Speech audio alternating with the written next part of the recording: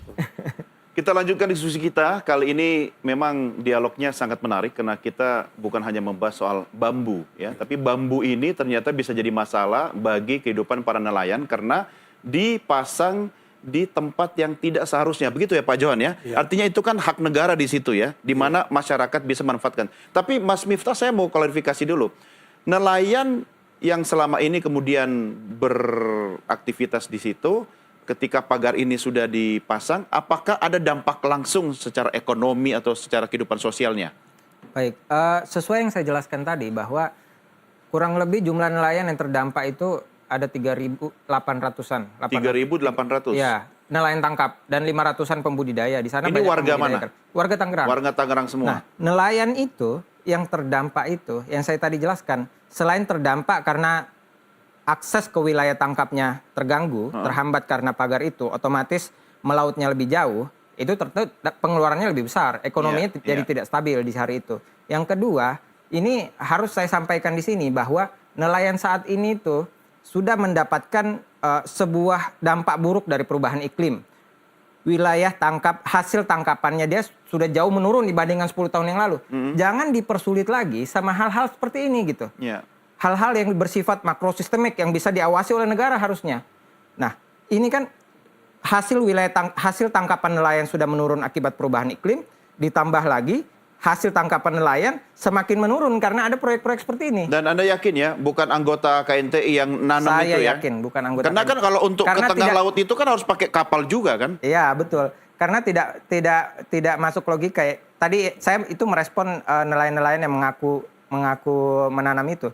Tapi ya tentu tidak masuk logika ya ketika nelayan itu katanya ada swadaya, swadaya dengan bambu 30 km jumlahnya, berapa banyak bambu yang diperlukan gitu. Makanya saya ajak Anda semua, kan ada juga yang mengaku menanam ya kan? Kita lihat sama-sama pernyataan berikut ini pemirsa. Serius bang, itu justru kita bertanya kok pagar misterius gitu kan. Kalau pagar kan sesuatu menyekat, tidak bisa lewat. Kan itu tuh kalimat pagar itu kan, menyekat, tidak bisa lewat dan segala macam. Ini kan ngeri betul gitu kan. Kalau tanggul, ya tadi kita tahu sama tahu abrasinya dampaknya sudah luar biasa di pesisir utara Kabupaten Tangerang ini. Kan gitu. Akhirnya agar tidak semakin parah, agar tidak habis, agar tidak habis daratan, semakin habis begitu. Akhirnya ya berinisiatif lah dengan membuat penjaga ombak membentuk tanggul tersebut. Pak Johan, bagaimana? Jadi gini. Agar tidak habis daratan atau mau ditambah daratan? Kalau pernyataannya seperti itu, saya yakin orang yang ngomong ini tidak lihat lokasi. Kalau kita ingin menjaga abrasi di pesisir itu tidak begitu modelnya. Harusnya dipasang sepanjang pesisir, melintang. Ya kan? Tapi ini kan menjorok ke laut. Apa yang mau dijaga abrasi mana? Jadi tidak masuk akal. Pertama dari sisi teknis ya. Yang kedua dari sisi, saya bilang, udah berhentilah adu domba rakyat dengan cara-cara seperti ini. Siapa Pak yang adu domba? Ya, yang siapa yang bertanggung jawab yang punya pagar ini yang sama-sama kita tunggu 20 hari ini siapa yang mau keluar kan? Kan banyak masyarakat sipil juga melayangkan somasi kan? Tapi pertanyaannya mau somasi siapa kalau tidak ada yang mengaku? Jadi Mas gini, sekarang itu masyarakat pesisir kita, nelayan tangkap kita ini jangankan untuk berswadaya bangun pagar.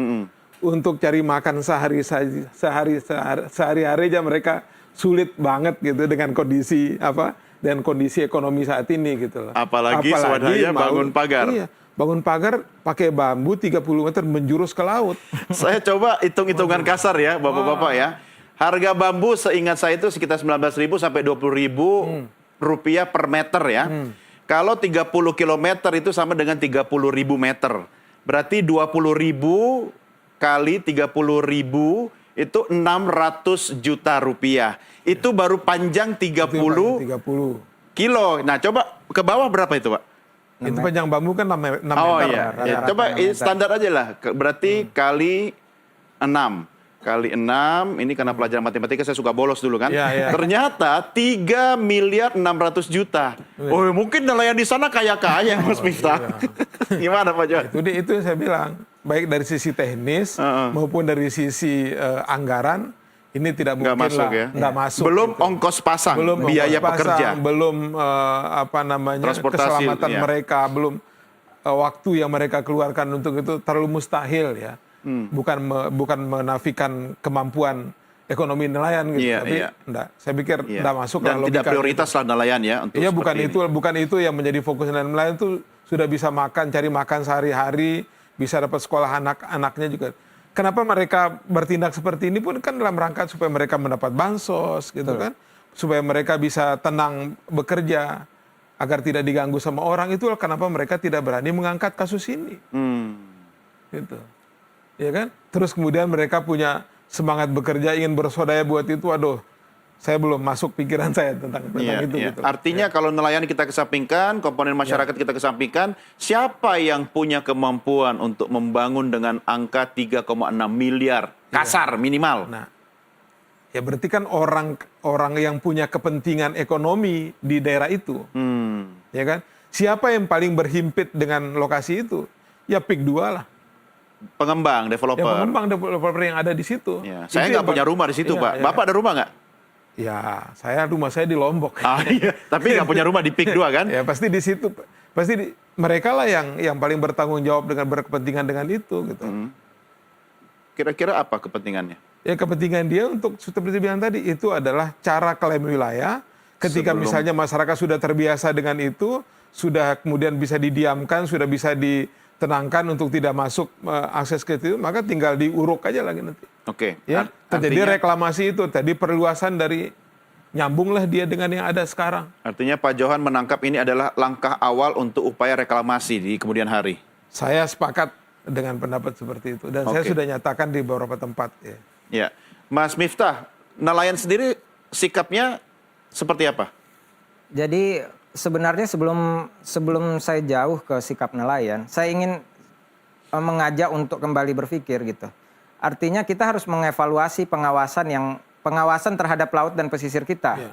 Bayangkan jika itu terjadi di darat, 30 km itu dibangun di darat. Satu hari Pak ditindak. Ini artinya apa? Dari Agustus sampai Desember ini tidak ada pengawasan yang ketat pertama dari pemerintah.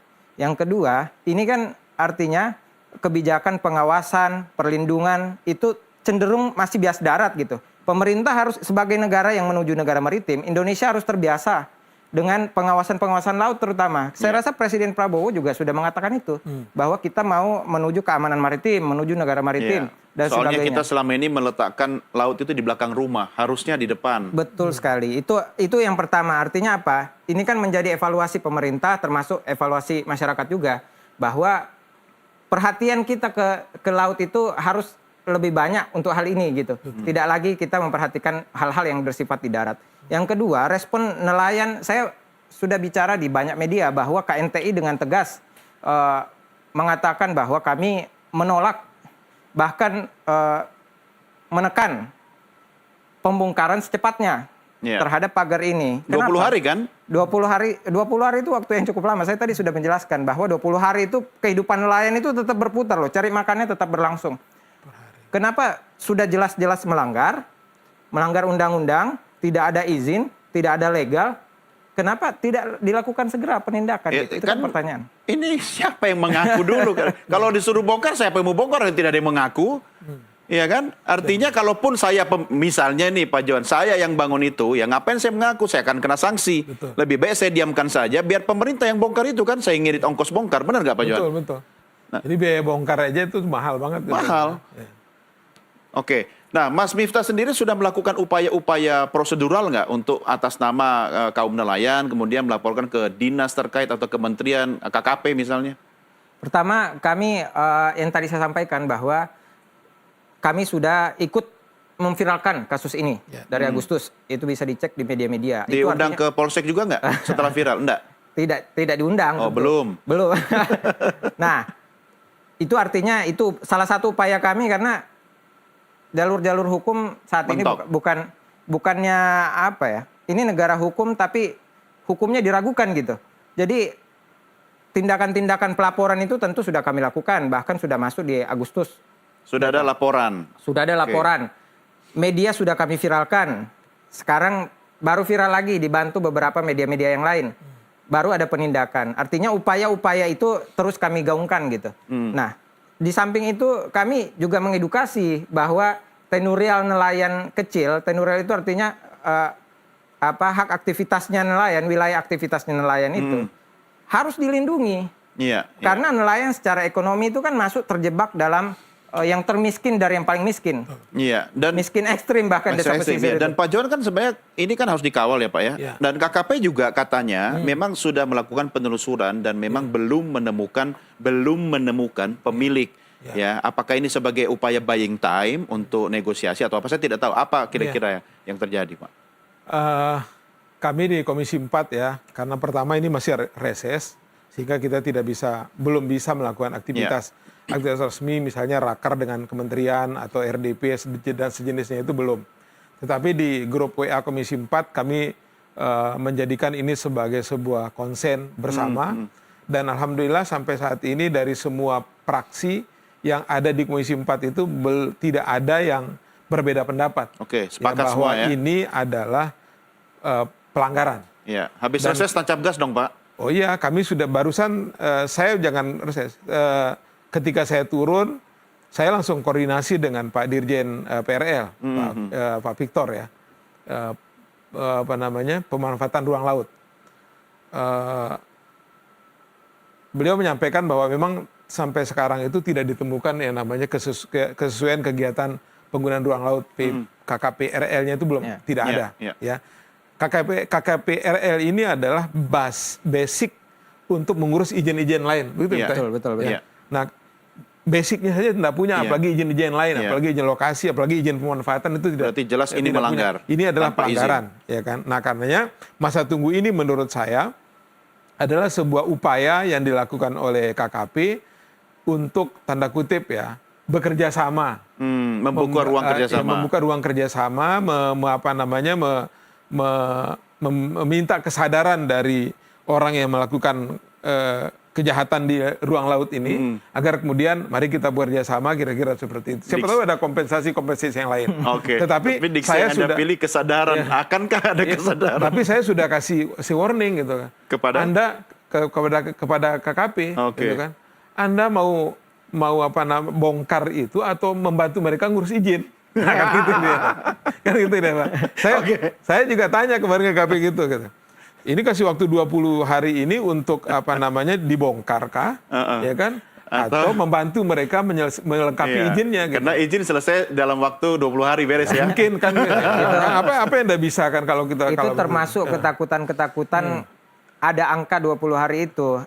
Ketakutan itu kan 20 hari itu kan cukup panjang. Takutnya ada upaya legalisasi, perizinan, atau justifikasi lain. Bagi masyarakat biasa 20 hari itu nggak mungkin izin selesai 20 hari. Tapi kalau jalur cepat. Takutnya ada justifikasi lain saja. Ini bukan upaya Anda berdua menggiring opini sesat ini kan? Oh tidak. Pak Johan bisa berpikir seperti itu, jangan-jangan ada konflik kepentingan ini Pak? Saya tidak ada kepentingan lain selain membela nelayan. Ya kan? Mereka kan juga membela kepentingannya, Pak. Betul. Tapi kepentingan kita harus berdasarkan regulasi yang ada. Betul. Apa prinsip pengelolaan ruang laut kita? Sudah saya jelaskan. Pertama adalah menjaga keberlanjutan, terjaminnya ekosistem. Yang kedua adalah menjamin kesejahteraan masyarakat pesisir. Kalau inilah dua prinsip sebenarnya adanya PSN di satu tempat. Ya kan? Memperhatikan keberlanjutan, memperhatikan kesejahteraan masyarakat yang ada di sekitar itu. Jangan malah mematikan ya. Nah kalau kemudian dua prinsip ini dilanggar dengan pagar laut ini menghambat akses nelayan, terus kemudian merusak ekosistem yang ada di situ, ngapain ada PSN di situ? Ngapain kita menetapkan satu status dengan memberikan jaminan pemerintah, memberikan keringanan izin, memberikan segala fasilitas negara kepada satu entitas, kalau kemudian mengganggu lingkungan, kalau udah mengganggu kesejahteraan masyarakat. Ya, cuma ini kan wilayah pengembang ya Pak ya sebenarnya kan. Apakah memang bagian dari PSN itu secara umum? PSN itu kan sudah ada batas-batasnya. Betul. Ya ada batas-batasnya. Nah jangan-jangan mereka tidak merasa cukup dengan luasan yang ada sekarang, gitu kan gitu. Nah karena itu konsen Komisi 4 adalah pertama soal pagar itu satu sisi, yang kedua soal status hutan di PIK juga. Ini menjadi satu soal tersendiri. Karenanya saya sebelum ke sini saya ada rapat pertemuan informal lah antar Poksi yang ada di Komisi 4 itu, kita bersepakat untuk membagi 3 tim nanti. Jadi pas masuk, kita akan langsung membagi 3 tim, satu ke Tangerang, satu ke Bekasi, yang juga ada di pagar lautnya di Bekasi itu. Iya. Yang kedua ke lokasi PIK sendiri. Karena di PIK sendiri juga soal kawasan hutan masih menjadi satu soal. Ini lokasi berbeda tapi pengembangnya sama. Yang 2 ini sama. 2 sama ya. Kalau yang Dua Bekasi sama. kan yang sudah Kalau 7 Bekasi lain km lagi, itu dipasang. ya, 8 kilo sekarang. 8 kilo sekarang ya. Dan Oh, saya mungkin sudah besok cek, sudah tambah lagi. saya sudah cek di Bekasi pun, ya kata Pak Dirjen PRL, belum juga mengantongi KKPRL tadi itu, kesesuaian kegiatan penggunaan ruang laut. Cuma itu. logika sederhana saya Pak Johan, tidak mungkin dinas atau KKP tidak tahu ada upaya pemasangan pagar laut. Ya. Ya, mereka kan pasti ada apa namanya Mas Mito kalau kayak orang ngeronda itu. Pengawasan. Iya kan? Ya. Mereka lakukan itu secara rutin. Kalau dari keterangan Pak Dirjen, itu di luar pemantauan mereka. Karena dipastikan tidak punya KKPRL, Menteri KKP sudah bersurat ke Menteri Investasi untuk meninjau ulang izin pemanfaatan yang ada saat ini di Bekasi. Ini untuk yang Bekasi. Itu yang Bekasi. Iya, yang Bekasi. Yang Bekasi sama pengembangnya dengan yang di Beda ya. beda. Oh, oke. Tapi karena sudah mengarah kepada investasi, berarti ini pasti bicara dari perspektif komersil ya, bisnis Pasti, ya. ya. Karena aspek lingkungan sudah tidak cocok masuk, aspek sosialnya sudah tidak cocok, maka satu-satunya aspek yang paling memungkinkan untuk dilakukan itu adalah ekonomi. Oke. Baik, Bapak-bapak sekalian kita rehat dulu sejenak karena sesaat lagi akan masuk waktu azan maghrib untuk daerah Jakarta dan sekitarnya. Pemirsa, kami segera kembali untuk melanjutkan dialog sesaat lagi. Tetap bersama kami.